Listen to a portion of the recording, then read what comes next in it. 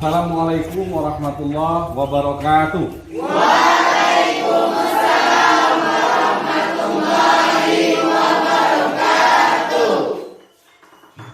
Apa kabar anak-anak semua? Alhamdulillah, luar biasa.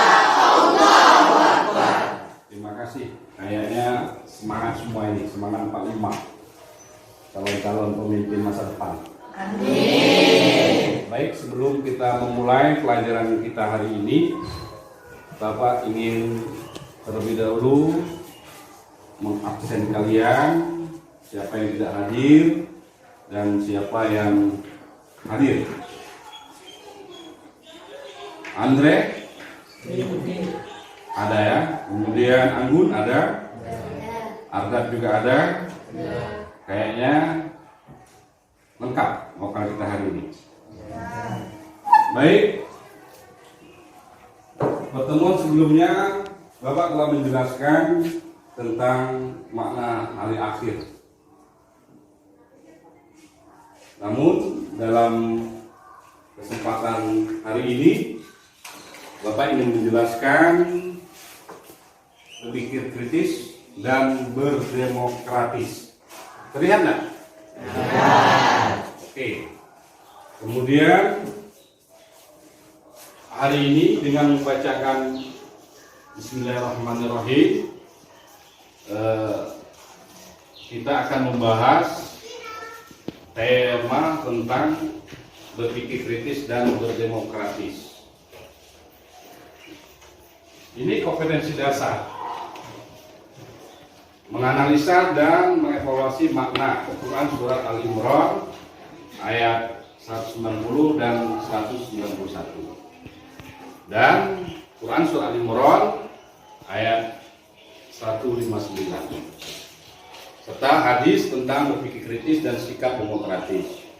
Kemudian selanjutnya membaca, kemudian mendemokrasikan hafalan, kemudian selanjutnya menyajikan keterkaitan antara sikap kritis dengan ciri orang-orang berakal. Ini Quran surat Al-Imran ayat 190 sampai 191 yang berbicara tentang berpikir kritis. Ini lafaznya. Coba perhatikan ke depan anak-anakku sekalian. Bismillahirrahmanirrahim. Inna fi khalqis samawati wal ardh wa ikhtilafil laili wan nahar li ayatin li ulil albab alladzina yazkuruna Allaha qiyaman wa qu'udan wa 'ala junubihim wa yatafakkaruna fi khalqis samawati wal ardh Rabbana ma khalaqta hadza batila subhanaka wa qina adzaban nar. Shadaqallahul azim.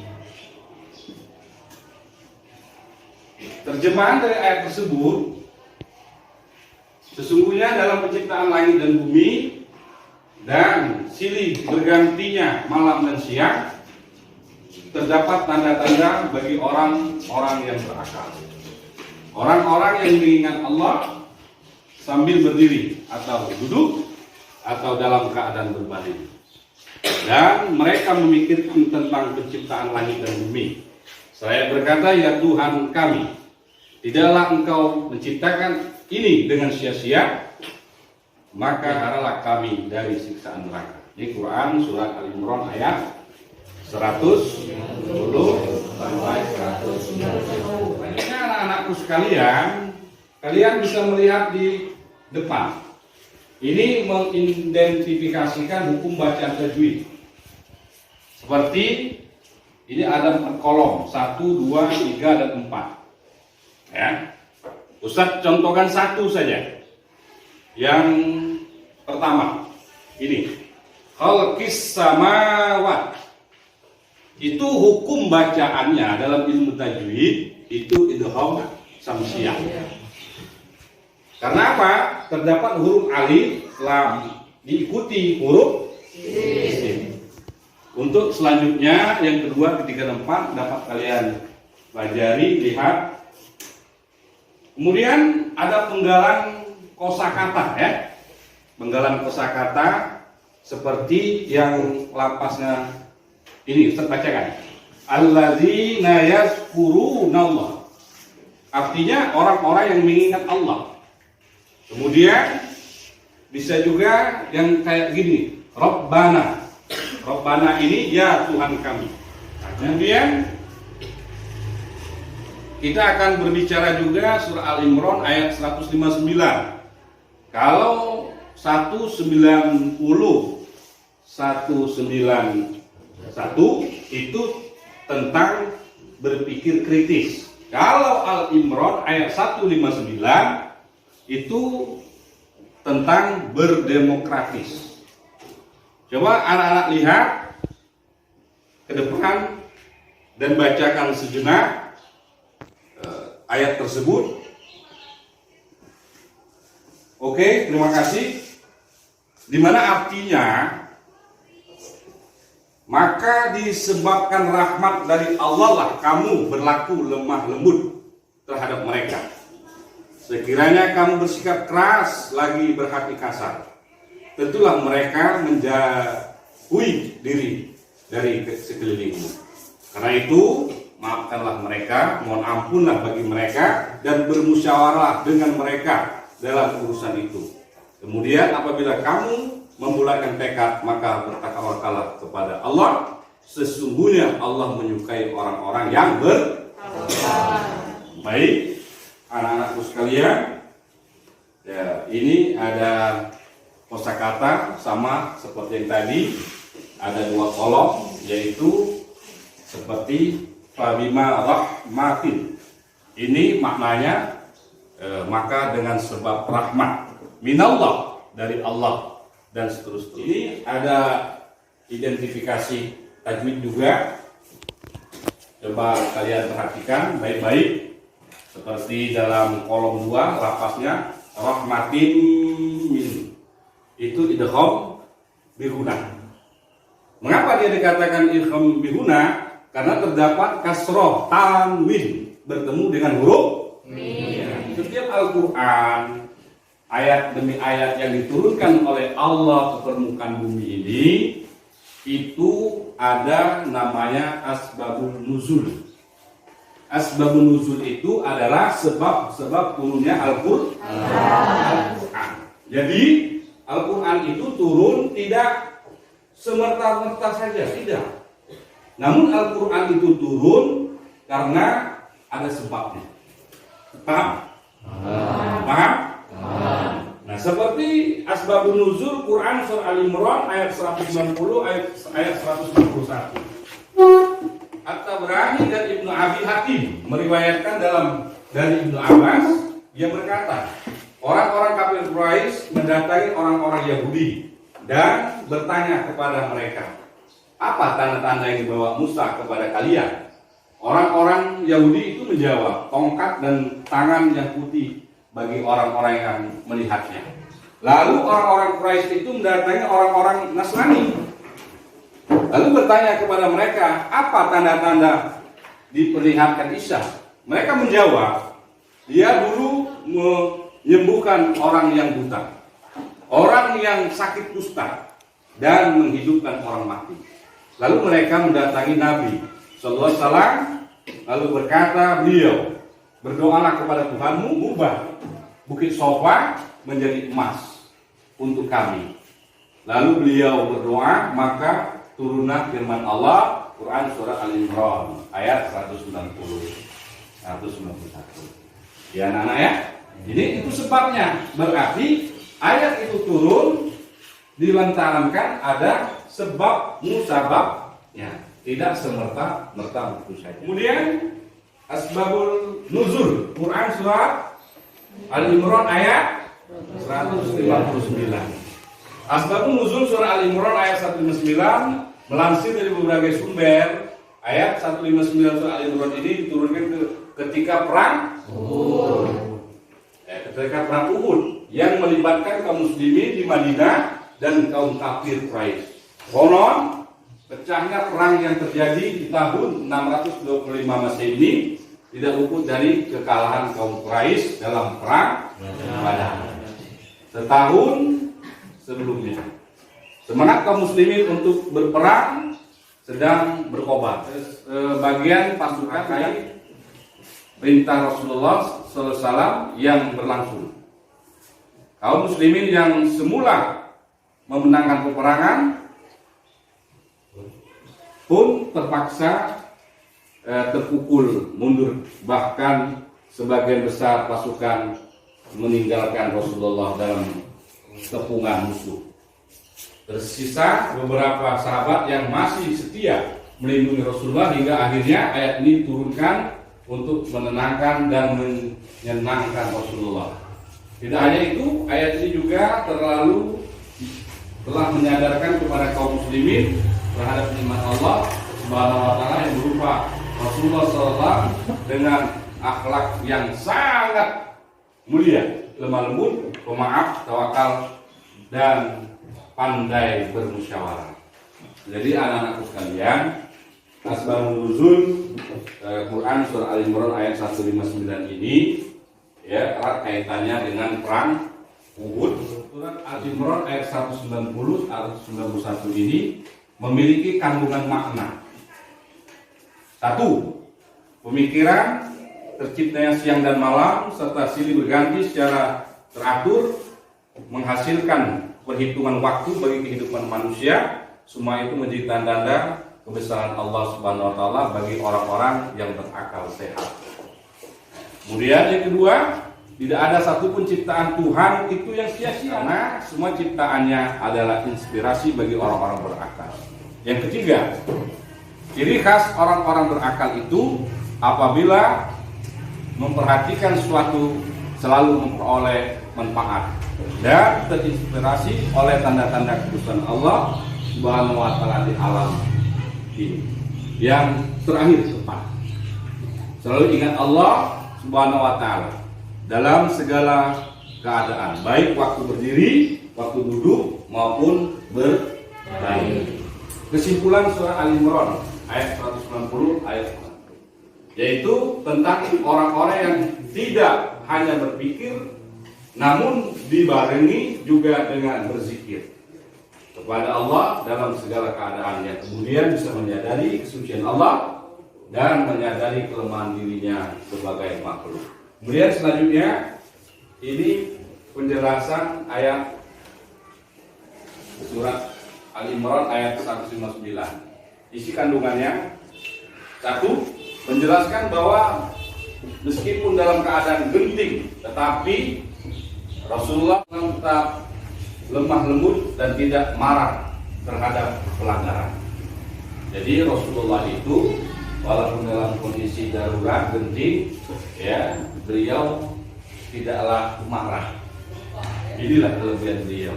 Beliau masih juga tetap lemah lembut, masih katakanlah pemaaf terhadap seseorang.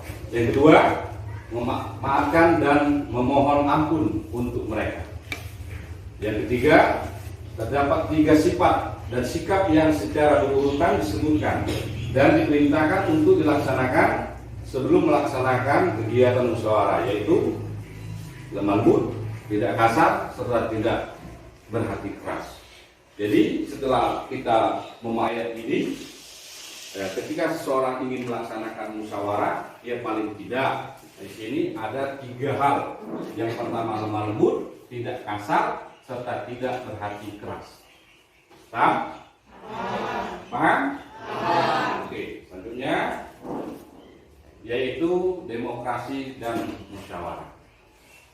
Konsep demokrasi pada hakikatnya hampir sama dengan konsep musyawarah dalam Islam. Namun terdapat beberapa perbedaan di antara keduanya yang menyebabkan sebagai masyarakat Muslim belum dapat menerima konsep demokrasi tersebut. Namun ada dua hal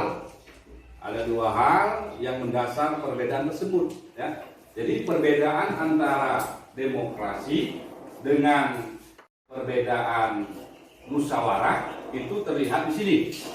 Satu, demokrasi berasal dari negara. Ya, sedangkan musyawarah berasal dari negeri timur. Ya, negeri timur itu mayoritas Islam. Kemudian yang kedua, pengambilan keputusan dalam sistem demokrasi lebih menekankan kepada suara terbanyak. Sedangkan keputusan musyawarah diambil berdasarkan kesepakatan dan kesepahaman bersama, walaupun pendapat berasal dari kelompok atau tokoh masyarakat.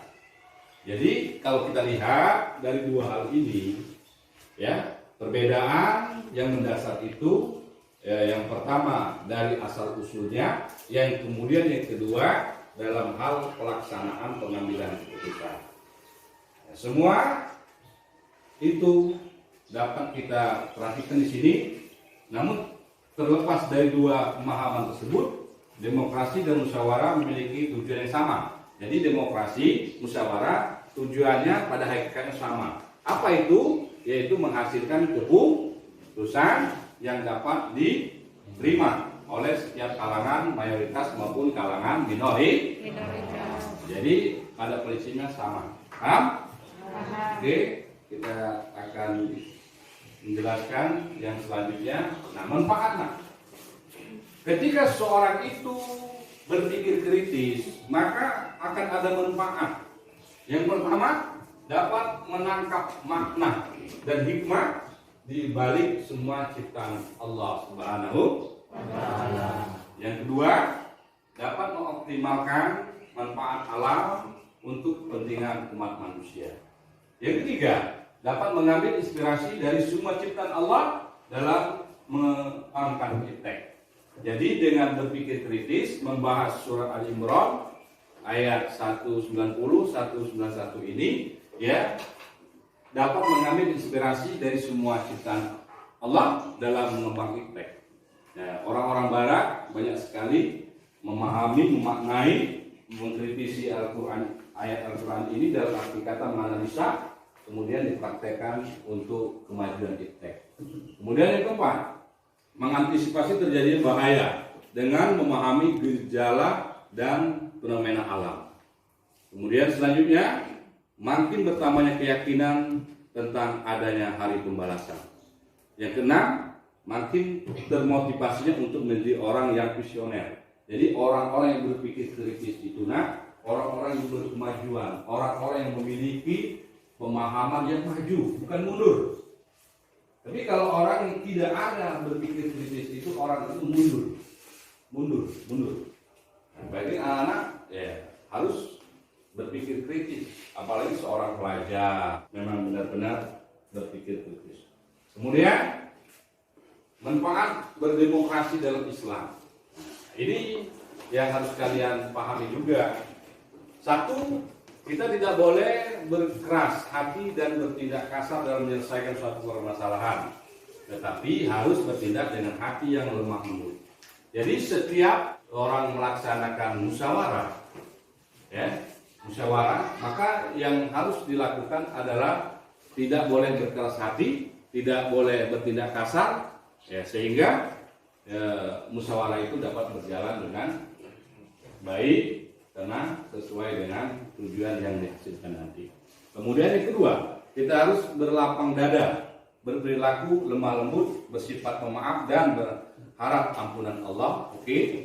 Kemudian yang ketiga, apabila tercapai mufakat, kita harus menerima dan melaksanakan keputusan musyawarah tersebut. Jadi apabila terjadi suatu kemufakatan hasil musyawarah, ya, maka harus kita terima dan harus kita jalankan, walaupun kadangkala usul kita, masukan kita, ya, ada, cuman tidak diterima oleh orang banyak. Namun keputusan orang banyak itu harus kita jalankan.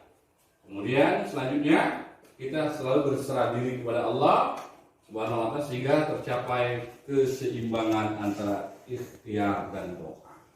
Oke. Selanjutnya, sebelum Bapak mengakhiri pertemuan ini, ya, saya minta 2 orang di antara kalian untuk bertanya. 1 pertanyaan yang berkaitan dengan berpikir kritis, satu orang lagi yang berkaitan dengan demokratis. Ya silakan. Saya bertanya. Ya. Assalamualaikum warahmatullahi wabarakatuh. Waalaikumsalam warahmatullahi wabarakatuh. Perkenalkan, nama saya Salman Nasir. Ya. Dari penjelasan yang Bapak jelaskan tentang materi berpikir kritis dan demokrasi, ada yang saya kurang paham tentang demokrasi. Tolong jelaskan, Pak. Sekian, terima kasih. Oke, terima kasih. Yang satu lagi. Saya Pak. Ya, silakan. Assalamualaikum warahmatullahi wabarakatuh. Waalaikumsalam warahmatullahi wabarakatuh. Nama saya Dionesia Putri Anjani. Dari yang Bapak jelaskan tadi tentang berpikir kritis, apakah seseorang yang mengkritisi perintah termasuk radikalisme atau gimana? Tolong jelaskan, Pak. Oke, terima kasih. Ini pertanyaannya sangat hot sekali. Ya, membuat Bapak berpikir ini. Yang pertama, pertanyaan dari teman kalian yang bernama siapa? Salman. Meminta kita untuk menjelaskan makna demokrasi. Nah, ya? Benar. Ya, karena memang tadi Bapak menjelaskan manfaatnya, kemudian landasan-landasan ayat Al-Qur'annya. Namun di dalam modul kalian ini, modul pengayaan ini telah ada pemahaman tentang demokrasi. Nah, demokrasi terdiri dari dua kata, yaitu demos. Demos yaitu artinya rakyat, dan kratos yang artinya kekuasaan. Jadi demokrasi itu erat kaitannya antara rakyat dengan pemerintahan atau kekuasaan.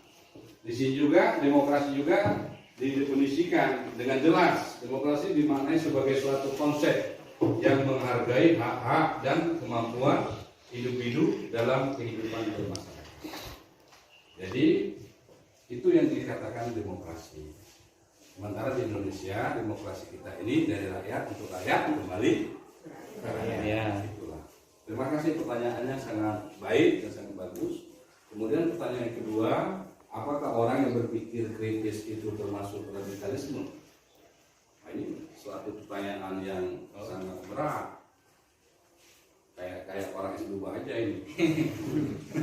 Baik, namun Bapak berusaha untuk menjelaskan orang yang berpikir kritis, apalagi kritis atau kritik untuk kebaikan seseorang, itu bisa dikategorikan dalam arti kata amar ma'ruf nahi munkar.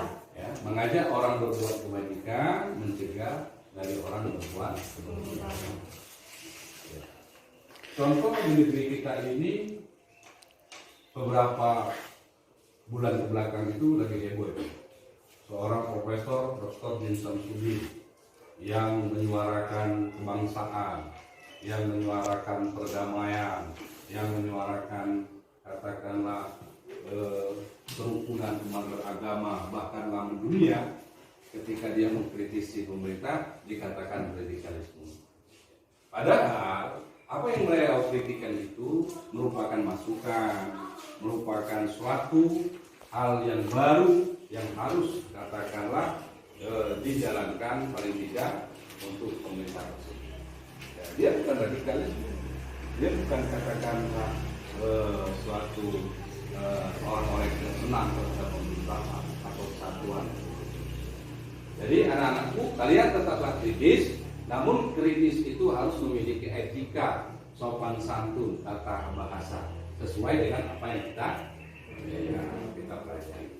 Oke, terima kasih. Dua pertanyaan itu sangat baik, sangat bagus. Kita kasih aplaus lah keduanya. Sebelum Bapak mengakhiri pertemuan ini, Bapak akan memberikan tugas kepada kalian. Silakan kalian mencari dalil-dalil yang berkaitan dengan hadis Rasulullah yang mengarah kepada berpikir kritis dan berdemokratis.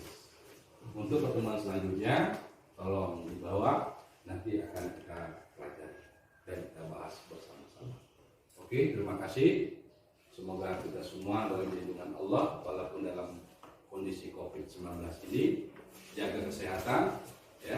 Semoga kita selalu sehat ya. Assalamualaikum warahmatullahi wabarakatuh. Waalaikumsalam warahmatullahi wabarakatuh.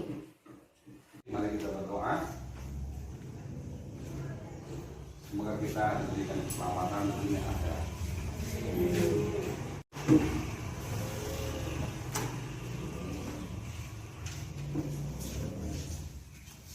Oke, selanjutnya kita akan berjumpa dalam pertemuan berikutnya ya. Jaga kesehatan. Allahu Akbar. Allahu Akbar. Luar biasa.